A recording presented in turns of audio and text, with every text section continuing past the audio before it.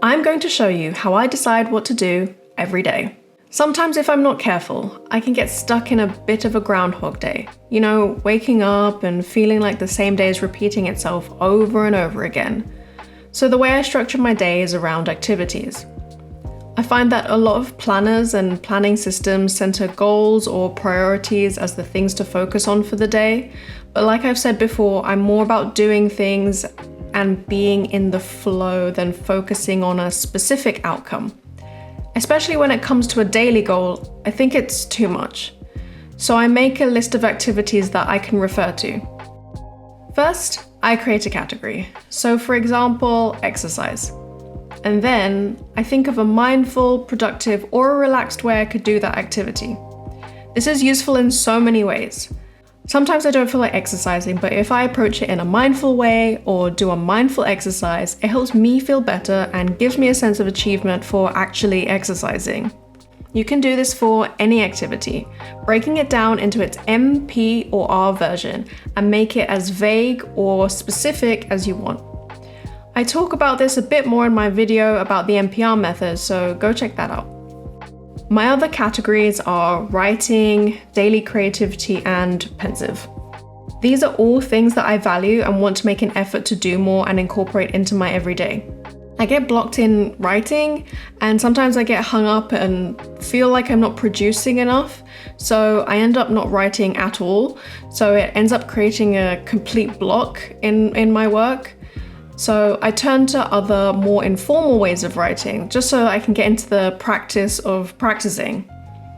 The daily creativity is a low stakes way of doing something creative, like you know when you aren't in the mood for a big project. I also use MPR activities as a way to run my business, because it's more fun. Rather than approaching it rigidly and labeling everything as a task, I turn them into activities. The MPR method also uses a habit tracker to track daily activities, but this is different to MPR activities. The habits are set things that you do or want to do every day. The MPR activities are dependent upon your mood, energy levels, schedule, things like this, but the habit tracker tracks things you want to do regardless. So for me, I want to do flexibility or some kind of exercise every day. The MPR method uses a special habit called DSE, which stands for do something else. This tracks when you go out of your way to do something different. This could be anything from going to a new cafe or bookshop or taking a different route than you're used to. Whatever it is, it's a great way to get you out of your comfort zone bit by bit every day. I also have a monthly habit, which I decided was to visit an art gallery, museum, or show. Your monthly habit is completely up to you. This month, I saw Wicked in the theatre for the first time and it was spectacular. I could go on and on about it, but I won't.